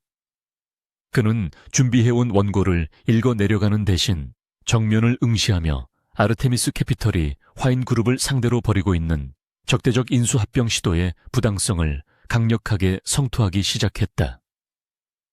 민재는 아르테미스 캐피털이 과거 동남아시아의 건실한 기업들을 인수한 뒤 자산만을 매각하고 껍데기만 남겨 부도를 냈던 구체적인 사례들을 열거하며 그들을 기업 사냥꾼이라 명명했다.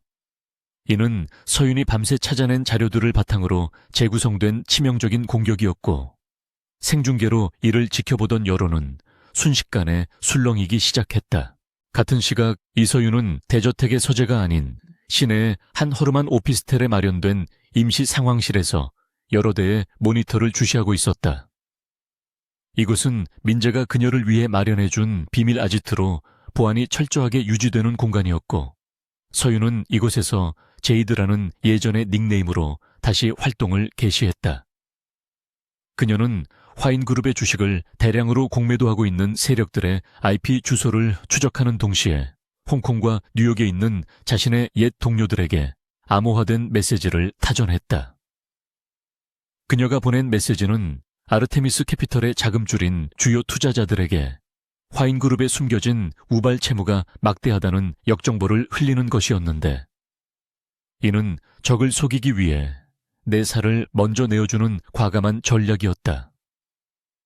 서윤의 손가락은 키보드 위를 보이지 않을 정도로 빠르게 움직였고 그녀의 눈빛은 사냥감을 노리는 매처럼 매서웠다. 민재의 기자회견이 끝나자 주식시장은 요동치기 시작했는데 화인그룹의 주가는 일시적으로 급락했지만 이는 서윤이 의도한 바였다.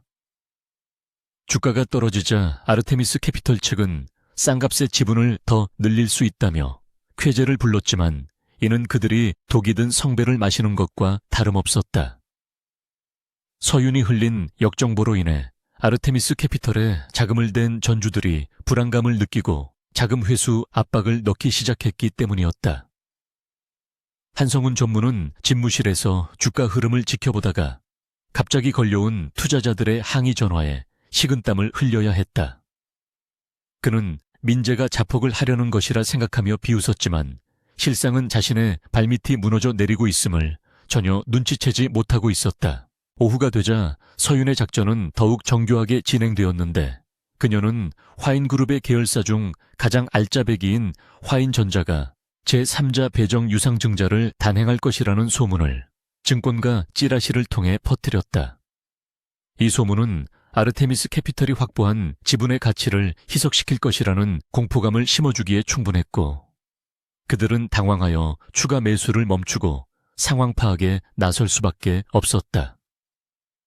서윤은 이 틈을 타 민재가 미리 확보해둔 우호적인 사모펀드를 백기사로 등장시켰는데 이들은 화인 전자의 지분을 방어하는 역할을 수행하며 시장의 신뢰를 회복시키는 역할을 했다. 주가는 다시 V자 반등을 그리며 솟구쳤고 롤러코스터 같은 장세 속에서 개미 투자자들은 민재를 옹호하는 여론을 형성하기 시작했다. 민재는 회사 상황실에서 실시간으로 변하는 주가, 그래프와 여론의 반응을 지켜보며 서윤의 천재적인 조율 능력에 감탄을 금치 못했다. 그녀는 단순히 금융 지식만 뛰어난 것이 아니라 대중 심리와 시장의 공포를 자유자재로 다룰 줄 아는 메스트로와 같았다. 민재는 잠시 짬을 내어 서윤이 있는 오피스텔로 전화를 걸었는데 수화기 너머로 들려오는 그녀의 목소리는 지친 기색이 역력했지만 여전히 힘이 있었다. 그는 그녀에게 고맙다는 말과 함께 끼니는 챙겼냐고 물었고 서윤은 샌드위치로 대충 때웠다며 지금 감상에 젖을 시간이 없으니 한성훈의 자금 흐름이나 계속 감시하라고 핀잔을 주었다. 민재는 전화를 끊으며 피식 웃음이 나왔는데 예전에 주눅든 아내는 이제 그에게 가장 든든하고도 무서운 상사가 되어 있었다. 저녁이 되자 궁지에 몰린 한성훈은 서윤의 예상대로 무리수를 두기 시작했는데 그는 부족해진 인수 자금을 메우기 위해 계열사 자금을 불법으로 전용하려는 움직임을 보였다. 서윤은 이미 화인그룹 내부 전산망에 백도어를 심어놓고 성훈의 법인 인감 사용 내역과 자금 이체 승인 기록을 실시간으로 감시하고 있었다. 성훈이 비자금을 관리하는 페이퍼 컴퍼니로 거액을 이체하려는 순간 서윤의 모니터에 붉은 경고등이 켜졌고 그녀는 입가에 회심의 미소를 지었다. 이것이야말로 그녀가 기다리던 결정적인 한 방이었고 성훈 스스로 자신의 목에 올가미를 거는 순간이었다. 서윤은 즉시 해당 로그 기록을 캡처하고 자금 추적 경로를 확보하여 민재에게 전송했다. 민재는 서윤이 보내준 자료를 받아들고 전율했는데 그것은 한성훈을 배임 및 횡령 혐의로 즉각 구속시킬 수 있는 명백한 증거였다. 하지만 서윤은 메시지를 통해 아직 터뜨릴 때가 아니라며 성훈이 자금을 완전히 이체하고 아르테미스 쪽에 송금하는 순간을 덮쳐야 한다고 지시했다. 그래야만 아르테미스 캐피털까지 불법 자금 수수 혐의로 엮어 국제소송을 걸 수 있고 그들을 빈손으로 쫓아낼 수 있다는 것이 그녀의 큰 그림이었다. 민재는 그녀의 냉철함에 혀를 내두르며 비서실장에게 보안팀을 대기시키고 검찰에 비공개 제보를 준비하라고 은밀히 명령했다. 밤 10시가 넘어가자 도시는 어둠에 잠겼지만 민재와 서윤의 전쟁은 절정을 향해 치닫고 있었고 민재는 오피스텔로 직접 찾아가 서윤을 만났다. 좁은 오피스텔 안은 컵라면 용기와 커피 캔들이 널려 있어 어수선했지만 서윤이 앉아있는 책상 주변만큼은 전장지휘소처럼 질서 정연했다. 민재는 들어오면서 사온 따뜻한 죽을 그녀 앞에 놓아주며 잠시 눈 좀 붙이라고 권했지만 서윤은 고개만 저을 뿐 모니터에서 눈을 떼지 않았다. 민재는 의자를 끌어당겨 그녀 옆에 앉아 묵묵히 그녀가 일하는 모습을 지켜보았는데 화장기 없는 얼굴에 뿔테 안경을 쓴 그녀의 옆모습이 그 어떤 화려한 미인보다 아름답게 느껴졌다. 그는 자신이 그동안 보석을 돌멩이 취급했다는 사실에 깊은 후회를 느꼈다. 서윤은 민재의 시선이 느껴졌는지 잠시 타자치던 손을 멈추고 그를 바라보며 왜 그렇게 쳐다보냐고 퉁명스럽게 물었다. 민재는 쑥스러운 듯 헛기침을 하다가 당신이 이렇게 대단한 사람인 줄 몰랐다며 솔직하게 고백했고 서윤은 의외라는 표정을 지었다. 민재는 약속대로 모든 일이 끝나면 당신을 놓아주겠지만 솔직히 말해서 지금은 당신을 보내고 싶지 않다는 욕심이 생긴다고 털어놓았다. 서윤은 그의 말에 잠시 흔들리는 눈빛을 보였으나 이내 차갑게 표정을 굳히며 비즈니스는 비즈니스일 뿐 사적인 감정은 개입시키지 말자고 선을 그었다. 하지만 그녀의 귀끝이 살짝 붉어져 있는 것을 민재는 놓치지 않았고 그것이 그에게는 작은 희망으로 다가왔다. 자정이 가까워질 무렵 한성훈 측의 움직임이 포착되었는데 그들은 해외 계좌를 통해 세탁된 자금을 아르테미스 측에 전달하려는 최종 승인 절차를 밟고 있었다. 서윤은 긴장된 목소리로 지금이라며 민재에게 신호를 보냈고 민재는 즉시 대기하고 있던 검찰 특수부 부장검색에 전화를 걸었다. 민재가 제공한 구체적인 계좌번호와 이체 시각 정보는 검찰이 영장을 발부받아 긴급 동결 조치를 취하기에 충분한 근거가 되었다. 모니터 화면 속에서 자금 이체 진행 바가 멈추고 거래 실패 메시지가 뜨는 순간 서윤은 환호성을 지르며 의자 등받이에 몸을 기댔고 민재는 주먹을 허공에 휘두르며 기쁨을 표출했다. 이체 실패와 동시에 계좌 동결 사실을 통보받은 한성훈 전무는 자신의 집무실에서 전화기를 집어던지며 고래고래 소리를 질렀을 것이 분명했다. 아르테미스 캐피털 측도 약속된 자금이 들어오지 않자 계약 위반을 들먹이며 즉각적인 철수를 통보해왔고 한성훈은 낙동강 오리알 신세가 되었다. 서윤은 여기서 멈추지 않고 미리 준비해둔 보도자료를 언론사에 배포했는데 그 내용은 한성훈 전무가 경영권 방어를 위해 회사 돈을 횡령하여 불법 펀드에 투자하려 했다는 충격적인 폭로였다. 다음 날 아침 조간신문 한 면은 화인그룹의 형제의 난이 아닌 한성훈의 비리 스캔들로 도배될 것이 자명했다. 서윤은 모든 작업이 마무리되자 긴장이 풀렸는지 책상에 엎드린 채 그대로 잠이 들어버렸고 민재는 그런 그녀를 안쓰럽게 바라보다가 자신의 재킷을 벗어 덮어주었다. 그는 잠든 서윤의 얼굴을 바라보며 머리카락을 조심스럽게 쓸어 넘겨주었는데 그녀의 임에는 식은땀이 맺혀 있었다. 이 여린 여자가 거대한 그룹과 투기 자본을 상대로 홀로 싸워 이겼다는 사실이 기적처럼 느껴졌고 민재는 그녀를 지켜주겠다는 다짐을 다시 한번 굳건히 했다. 그는 소파에 앉아 잠든 그녀를 지키며 밤을 새웠고 창밖으로 밝아오는 아침 해는 그들의 완벽한 승리를 축하해주는 듯했다. 다음 날 화인그룹 본사는 검찰 수사관들로 붐볐는데 이번 타깃은 민재가 아닌 한성훈 전무와 그의 측근들이었다. 수갑을 차고 끌려 나오는 성훈은 취재진을 향해 억울하다고 소리쳤지만 민재는 로비 2층 난간에서 그 모습을 차갑게 내려다보고 있었다. 성훈이 끌려가며 민재와 눈이 마주쳤을 때 민재는 조용히 입모양으로 네가 졌어라고 말했고 성훈은 분노로 일그러진 얼굴을 하며 사라졌다. 민재는 이 승리가 자신의 것이 아님을 잘 알고 있었기에 곧바로 오피스텔로 향했는데 서윤과 함께 이 기쁨을 나누고 싶었기 때문이었다. 하지만 그가 오피스텔 문을 열었을 때 그곳은 이미 깨끗하게 정리되어 있었고 서윤의 모습은 온데간데 없었다. 텅 빈 책상 위에는 노트북과 함께 작은 쪽지 하나가 남겨져 있었는데 민재는 불안한 마음으로 쪽지를 집어들었다. 그곳에는 약속대로 저는 제 갈 길을 가겠습니다. 부디 건승하세요라는 짧은 문구만이 적혀 있었고 민재의 심장은 쿵 하고 내려앉았다. 그녀는 일이 마무리되자마자 뒤도 돌아보지 않고 떠나버린 것이었고 민재는 자신이 너무 안일했음을 깨닫고 망연자실했다. 그는 즉시 비서실장에게 전화를 걸어 서윤의 행방을 추적하라고 소리쳤지만 그녀가 작정하고 숨어버린 이상 찾는 것은 쉽지 않을 터였다.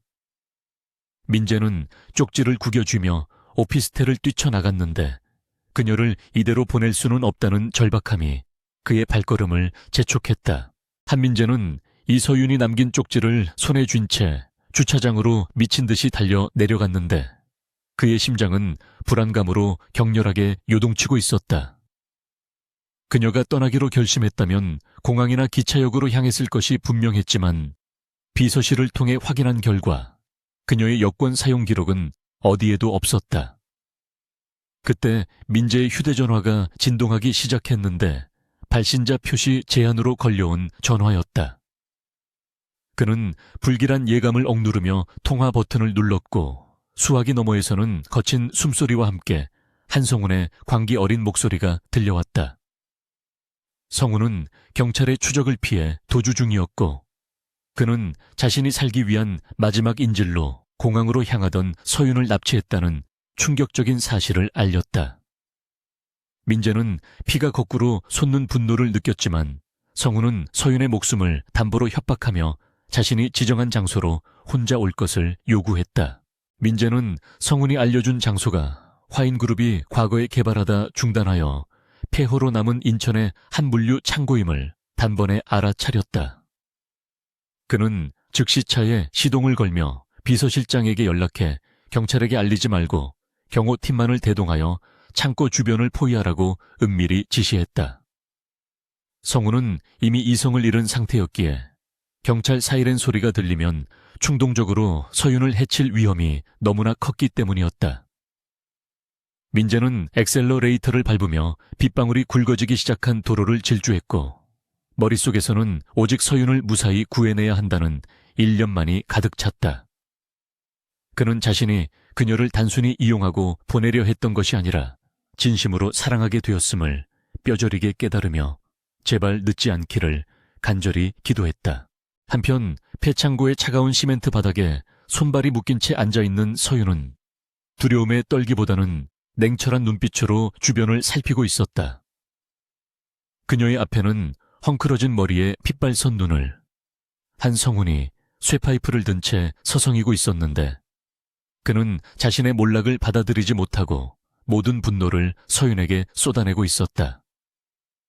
서윤은 성운의 심리가 극도로 불안정한 상태임을 간파하고 그를 자극하지 않으면서도 시간을 끌기 위한 대화를 시도했다.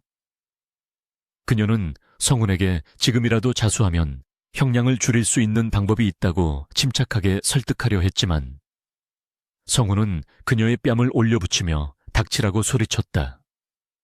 입안이 터져 비릿한 피맛이 느껴졌지만 서윤은 고통을 삼키며 묶인 손 뒤로 바닥에 떨어져 있는 날카로운 유리 조각을 더듬어 찾기 시작했다. 창고 밖에는 폭우가 쏟아지고 있었고 민재는 경호원들을 외곽에 대기시킨 채 홀로 창고의 녹슨 철문을 열고 들어갔다. 어둠 속에서 희미한 조명 아래 묶여있는 서윤과 그녀의 뒤에서 흉기를 겨누고 있는 성운의 모습이 들어오자 민재의 심장이 덜컥 내려앉았다. 성운은 민재를 보자마자 광소를 터뜨리며 비자금 장부 원본과 해외 도피 자금을 가져왔느냐고 소리쳤다. 민재는 두 손을 들어 보이며 빈손임을 알렸고 성운이 당황하는 틈을 타 천천히 그들에게 다가가며 대화를 시도했다. 민재는 성운에게 이미 모든 계좌가 동결되었고 경찰이 이곳을 향해 오고 있으니 더 이상 도망칠 곳은 없다고 냉정하게 현실을 직시시켰다. 성운은 민재의 말에 동요하며 뒷걸음질 쳤는데 그 순간 서윤이 뒤로 숨기고 있던 유리 조각으로 밧줄을 끊어내는데 성공했다. 그녀는 성운이 민재에게 시선을 뺏긴 틈을 타 있는 힘껏 몸을 날려 성운의 다리를 걷어찼고 성운은 중심을 잃고 비틀거렸다.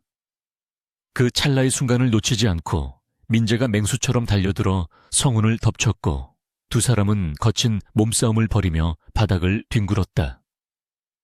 성운은 쇠파이프를 휘두르며 저항했지만 분노로 무장한 민재의 주먹을 당해낼 수는 없었다. 민재는 성운의 얼굴에 주먹을 꽂으며 그동안 참아왔던 모든 울분을 토해냈고 성운은 피투성이가 된 채 바닥에 쓰러져 신음했다. 민재는 쓰러진 성운을 제압한 뒤 황급히 서윤에게 달려가 그녀의 묶인 발목을 풀어주고 떨고 있는 그녀를 품에 안았다. 서윤은 긴장이 풀리자 그제야 참았던 눈물을 터뜨리며 민재의 옷자락을 꽉 움켜쥐었는데 민재는 그런 그녀의 등을 토닥이며 미안하다고 끊임없이 속삭였다. 그때 창고 밖에서 요란한 사이렌 소리가 들려왔고 대기하고 있던 경찰 특공대와 경호원들이 들이닥쳐 현장을 장악했다. 경찰들에게 끌려나가는 성우는 민재와 서윤을 향해 저주를 퍼부었지만 민재는 서윤의 귀를 막아주며 그 소리를 듣지 못하게 했다. 두 사람은 빗속에서 서로의 천을 느끼며 비로소 지옥 같았던 싸움이 끝났음을 실감했다. 병원으로 이송되는 구급차 안에서 의료진은 서윤의 상처를 치료했고 민재는 한시도 그녀의 손을 놓지 않은 채 곁을 지켰다. 서윤은 민재에게 왜 위험하게 혼자 들어왔느냐고 나무랐지만 민재는 당신이 없으면 내가 가진 모든 것이 아무런 의미가 없다는 것을 알았기 때문이라고 답했다. 그의 진심 어린 고백에 서윤은 멍하니 그를 바라보았는데 항상 계산적이고 이성적이었던 그녀의 예측 범위를 벗어난 민재의 행동이 가슴을 울렸다. 그녀는 자신이 세운 완벽한 계획 속에 민재라는 변수가 이렇게 크게 자리 잡을 줄은 몰랐다며 희미하게 웃어 보였다. 병원에 도착한 후 민재는 서윤이 입원한 병실을 지키며 회사 일은 비서실장에게 전임하고 모든 외부와의 연락을 차단했다. 뉴스는 한성훈 전무의 체포 소식과 화인그룹의 경영권 분쟁이 종식되었다는 속보를 쏟아내고 있었지만 민재에게는 침대에 누워있는 서윤의 안위만이 중요했다. 서윤은 링거를 맞으며 잠들어 있었지만 악몽을 꾸는지 가끔씩 몸을 뒤척였고 그때마다 민재는 그녀의 이마를 짚어주며 안심시켰다. 그는 서윤이 깨어나면 다시는 그녀를 혼자 두지 않겠다고. 그리고 그녀가 원했던 자유가 혼자 떠나는 것이 아니라 함께 행복해지는 것이라는 걸 증명해 보이겠다고 다짐했다. 다음 날 아침 서윤이 눈을 떴을 때 침대 옆에는 밤새 간호하느라 쪽잠이 든 민재가 엎드려 있었는데 그녀는 조심스럽게 그의 머리카락을 만져보았다. 민재는 인기척에 놀라 눈을 떴고 서윤이 깨어난 것을 확인하자마자 안도하며 물을 건넸다. 서윤은 물을 한 모금 마신 뒤 민재에게 쪽지에 적었던 말은 진심이었다고 다시 한번 떠나겠다는 의사를 내비쳤다. 하지만 민재는 단호한 표정으로 주머니에서 찢어진 쪽지 조각들을 꺼내 쓰레기통에 버리며 그 계약은 파기되었다고 선언했다. 그는 이제 우리는 비즈니스 파트너가 아니라 생사를 함께 넘긴 부부라며 당신이 갈 곳은 내 옆자리뿐이라고 못 박았다. 서여윤은 민재의 고집스러운 태도에 한숨을 내쉬었지만 입가에는 숨길 수 없는 미소가 번지고 있었는데 사실 그녀도 마음 깊은 곳에서는 그가 잡아주기를 바랐을지도 몰랐다. 민재는 서윤의 손등에 키스하며 퇴원하면 정식으로 프로포즈를 다시 하겠다고 말했고 서윤은 촌스럽게 무슨 프로포즈냐며 핀잔을 주었지만 얼굴은 붉게 물들었다. 두 사람 사이에는 더 이상 거짓이나 연기가 존재하지 않았고 오직 서로를 향한 신뢰와 애정만이 자리 잡고 있었다. 병실 창밖으로는 비가 그치고 맑게 갠 하늘이 펼쳐져 있었는데 이는 두 사람의 앞날을 축복하는 듯 했다. 며칠 뒤 서윤은 건강한 모습으로 퇴원했고 민재는 그녀를 데리고 집이 아닌 공항으로 향했는데 서윤은 의아해하며 어디로 가는 거냐고 물었다. 민재는 당신이 그토록 원했던 자유를 주러 간다며 하지만 혼자가 아니라 나와 함께 가는 여행이라고 대답했다. 그는 회사에 한 달간의 휴가를 냈고 서윤과 함께 세상의 시선에서 벗어나 둘만의 시간을 가지기로 결정한 것이었다. 공항 출국장에서 민재는 서윤의 손을 꼭 잡고 걸어가며 이제 당신은 화인그룹의 며느리도 누군가의 딸도 아닌 그냥 이서윤으로 살면 된다고 말해주었다. 서윤은 민재의 어깨에 기대며 처음으로 편안함을 느꼈고 이 남자가 자신의 진짜 안식처임을 인정했다. 비행기가 이륙하고 구름 위로 솟아오르자 서윤은 창밖을 내려다보며 자신이 쓰고 있던 멍청한 아내의 가면을 완전히 벗어던진 기분을 만끽했다. 그녀 옆에는 그녀의 진짜 모습을 알아봐주고 사랑해주는 남자가 있었고 이제 그녀는 더 이상 숨을 필요가 없었다. 민재는 서윤에게 기내식을 챙겨주며 여행지에 도착하면 가장 먼저 하고 싶은 게 뭐냐고 물었고 서윤은 웃으며 당신에게 전략 조언이 아닌 연애 조언을 좀 해주고 싶다고 농담을 던졌다. 두 사람의 웃음소리가 기내에 작게 울려 퍼졌고 그들의 이야기는 이제 막 진짜 시작을 알리고 있었다. 1년이라는 시간이 흐른 뒤 서울의 스카이라인을 화려하게 수놓고 있는 화인그룹 본사 최상층 집무실의 풍경은 예전과는 사뭇 달라져 있었다. 한민재 회장은 통유리창 너머로 내려다 보이는 도심의 풍경을 바라보며 간 내려진 커피의 향을 음미하고 있었는데 그의 얼굴에서는 과거의 그늘이나 초조함은 찾아볼 수 없었다. 지난 1년간 화인그룹은 뼈를 깎는 쇄신 과정을 거쳤고 한성훈 전무가 남긴 부패의 고리들을 끊어내며 투명하고 건강한 기업으로 다시 태어났다. 이 모든 변화의 중심에는 민재가 있었지만 그는 자신이 혼자 이룬 성과가 아님을 누구보다 잘 알고 있었기에 책상 위에 놓인 액자 속 사진을 바라보며 옅은 미소를 지었다. 사진 속에는 환하게 웃고 있는 민재와 그의 곁에서 지적인 미소를 짓고 있는 이서윤이 나란히 서 있었다. 민재의 집무실 문이 열리고 비서실장이 들어와 정회 예정된 제이드 투자 자문 대표님과의 오찬 일정을 알렸는데 민재는 고개를 끄덕이며 재킷을 집어들었다. 제이드 투자 자문은 최근 금융계에서 가장 주목받는 신생 투자 회사로 놀라운 수익률과 윤리적인 투자 철학으로 명성을 떨치고 있었다. 그 회사의 대표가 바로 이서윤이라는 사실은 업계의 공공연한 비밀이었지만 그녀는 더 이상 누군가의 아내나 며느리라는 수식어 뒤에 숨지 않았다. 서윤은 자신의 천재적인 재능을 세상 밖으로 드러내며 독자적인 커리어를 쌓아가고 있었고 민재는 그런 아내의 행보를 전폭적으로 지지하며 가장 든든한 후원자이자 파트너가 되어주었다. 두 사람은 각자의 영역에서 최선을 다하다가도 결정적인 순간에는 서로의 지혜를 빌리며 완벽한 시너지를 내고 있었다. 약속 장소인 호텔 레스토랑에 도착한 민재는 먼저 와서 태블릿 PC로 해외 시황을 점검하고 있는 서윤을 발견하고 잠시 멈춰 서서 그녀를 감상했다. 세련된 단발머리에 딱 떨어지는 정장 차림을 한 그녀에게서는 과거 촌스러운 호메어를 입고 바보 연기를 하던 모습은 조금도 찾아볼 수 없었다. 그녀는 주변의 시선을 압도하는 카리스마와 우아함을 동시에 뿜어내고 있었고 민재는 저런 멋진 여자가 자신의 아내라는 사실에 새삼스러운 자부심을 느꼈다.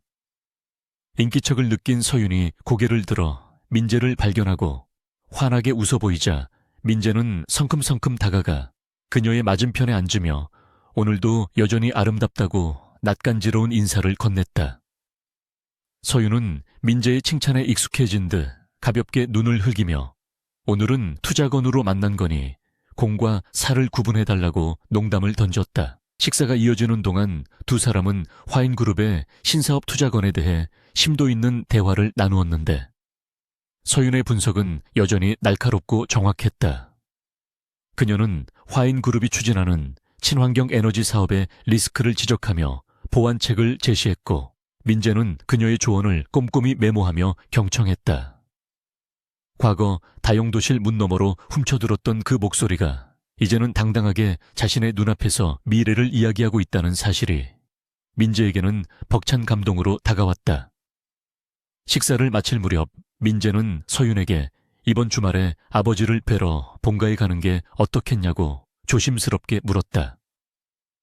한 회장은 경영 일선에서 물러난 뒤 건강이 많이 약해졌지만 서윤에 대한 미안함과 고마움을 늘 간직하고 있었다.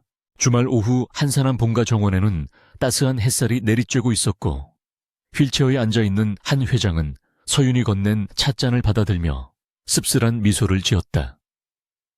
그는 자신이 며느리를 알아보지 못하고 구박했던 지난날을 후회하며 늙은이가 눈이 어두워 보석을 돌멩이로 착각했다고 사과했다. 서윤은 한 회장의 무릎에 덮인 담요를 고쳐 덮어주며 그때는 자신도 살아남기 위해 어쩔 수 없는 선택을 했던 것이라며 아버님 탓만은 아니라고 위로했다.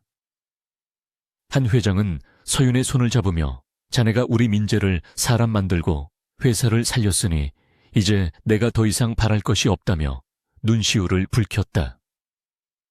그날의 대화로 묵은 앙금은 완전히 씻겨 내려갔고 서윤은 진정한 의미에서 화인가의 가족으로 받아들여졌다. 서윤은 본가에서 돌아오는 길에 잠시 친정에 들렀는데 그녀의 친정아버지는 이제 작은 가게를 운영하며 소박하게 살아가고 있었다. 화인그룹의 지원으로 빚은 모두 청산되었지만 서윤은 아버지에게 더 이상의 금전적 지원은 하지 않겠다고 선을 그었고 아버지 또한 딸의 뜻을 존중하며 자신의 힘으로 살아가기로 약속했다. 가게 앞을 서성이는 아버지를 먼발치에서 바라보던 서윤은 차에서 내리지 않고 그저 조용히 지켜보다가 민재에게 출발하자고 말했다.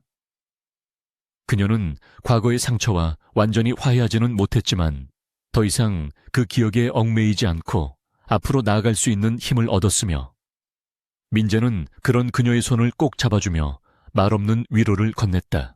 며칠 뒤 화인그룹 창립기념 리셉션이 열리는 그랜드 볼룸은 정재계 인사들과 취재진으로 북새통을 이루고 있었다. 행사의 하이라이트는 한민재 회장의 입장 순서였는데 문이 열리고 민재가 등장하자 쏟아지는 스포트라이트 속에서 사람들의 시선은 그의 옆에 선 서윤에게로 집중되었다. 그녀는 짙은 네이비색 드레스를 입고 민재의 팔짱을 낀 채 당당하게 걸어 들어왔는데 그 모습은 마치 여왕의 귀환과도 같았다. 과거 베일에 쌓여 있거나 무능한 재벌가 며느리로만 알려졌던 그녀가 공식 석상에 화려하게 등장하자 장내는 술렁거림과 탄성으로 가득 찼다. 서윤은 수많은 카메라 플래시 앞에서도 눈 하나 깜짝하지 않고 여유로운 미소를 띠며 민재와 발을 맞춰 걸었다. 단상에 오른 민재는 마이크를 잡고 창립기념사를 낭독한 뒤 잠시 원고를 내려놓고 객석에 앉아있는 서윤을 바라보았다. 그는 참석한 내외빈들에게 오늘 이 자리에 설 수 있었던 것은 가장 힘들었던 순간에 저를 깨우쳐주고 올바른 길로 이끌어준 제 아내 이서윤 대표 덕분이라고 공개적으로 감사를 표했다. 민재의 진심 어린 고백에 장내에는 우레와 같은 박수가 쏟아졌고 서윤은 쑥스러운 듯 고개를 숙였지만 그녀의 눈가에는 행복한 눈물이 맺혔다. 사람들은 이제 두 사람을 화인그룹을 이끄는 완벽한 파워 커플로 인정하게 되었고 그들이 만들어갈 미래에 대한 기대감을 감추지 않았다. 행사가 모두 끝나고 늦은 밤 집으로 돌아온 두 사람은 편한 옷으로 갈아입고 테라스에 나와 와인을 한 잔씩 기울였다. 도시의 야경이 내려다 보이는 그곳에서 서윤은 민재에게 1년 전 그날 밤 자신이 통화하는 걸 듣지 못했다면 우리는 지금 어떻게 되었을까라고 물었다. 민재는 잠시 생각에 잠기더니 아마 나는 여전히 오만하고 어리석은 채로 무너져 갔을 것이고 당신은 나를 떠나 어디선가 혼자 빛나고 있었을 것이라고 대답했다. 그는 그날 밤의 우연이 자신의 인생에서 가장 큰 행운이었다며 다시는 그 행운을 놓치지 않겠다고 다짐하듯 말했다. 서윤은 민재의 어깨에 기대며 자신에게도 당신이 변화해 준 것이 기적이었다고 속삭였다. 두 사람은 밤하늘을 올려다보며 서로의 미래에 대해 이야기했는데 이제 그들의 대화에는 음모나 전략 대신 사랑과 희망만이 가득했다. 서윤은 민재에게 내년에는 사업을 조금 줄이고 당신과 함께 더 많은 시간을 보내고 싶다고 말했고 민재는 언제든지 환영이라며 당신이 원하는 것은 무엇이든 들어주겠다고 약속했다. 과거에 멍청하다던 아내는 이제 그 누구보다 현명하고 사랑스러운 동반자가 되어 민재의 곁을 지키고 있었고 차갑게 얼어붙었던 재벌 3세는 그녀의 온기로 인해 따뜻한 사람이 되어 있었다. 그들은 서로를 마주보며 깊은 입맞춤을 나누었고 달빛은 두 사람을 따스하게 비추어 주었다. 이야기는 여기서 끝을 맺지만 그들의 삶은 이제 막 새로운 장을 시작하고 있었다. 가면을 벗어던진 두 남녀가 진실한 사랑과 신뢰를 바탕으로 쌓아 올릴 제국은 그 어떤 기업보다 견고하고 아름다울 것이었다. 한민재와 이서윤 그들은 더 이상 서로를 속이거나 의심하지 않는 완전한 하나가 되어 세상의 거친 파도 속으로 당당하게 항해를 시작했다. 그날 밤 다용도실의 문틈으로 새어나왔던 작은 목소리가 나비 효과가 되어 두 사람의 운명을 완전히 바꿔놓았음을 기억하며 그들은 행복한 웃음과 함께 밤을 맞이했다.